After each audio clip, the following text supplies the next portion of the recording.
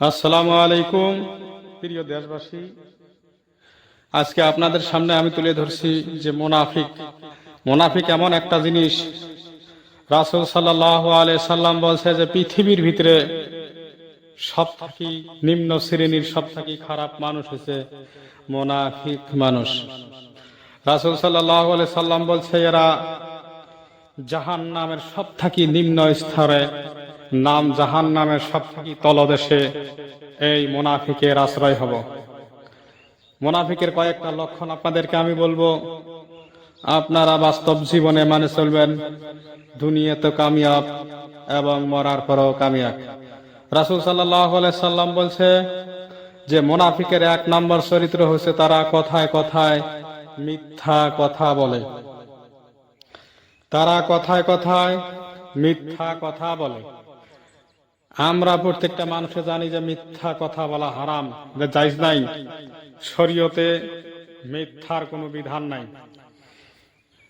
রাসূল সাল্লাল্লাহু আলাইহি সাল্লাম বলছে এরপরে 2 নম্বরে তারা আমানতের খেয়ানত করে। তারা একজনের ঋণ ধার নিলে সেটা সঠিকভাবে শুদ্ধভাবে সেটাকে দেয় না।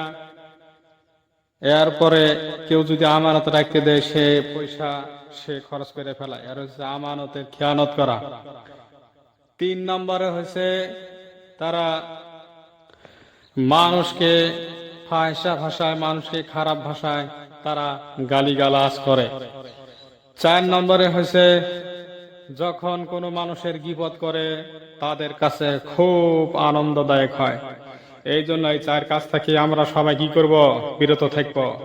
যদি আমরা এই 4 কাজ থেকে বিরত না থাকি তাহলে কিয়ামতের দিন মরার পরে আমাদের কঠিন শাস্তির সম্মুখীন হতে হবে। বন্ধুরা, এই দুনিয়াটা হচ্ছে ক্ষণস্থায়ী জিন্দেগি আর আখিরাত হচ্ছে চিরস্থায়ী জিন্দেগি। আমরা চিরস্থায়ী জিন্দেগির জন্য কিছু হলে আমল করব। যদিও কথাটা ভালো লাগে অবশ্যই লাইক শেয়ার করবেন, সাবস্ক্রাইব করে পাশে থাকবেন।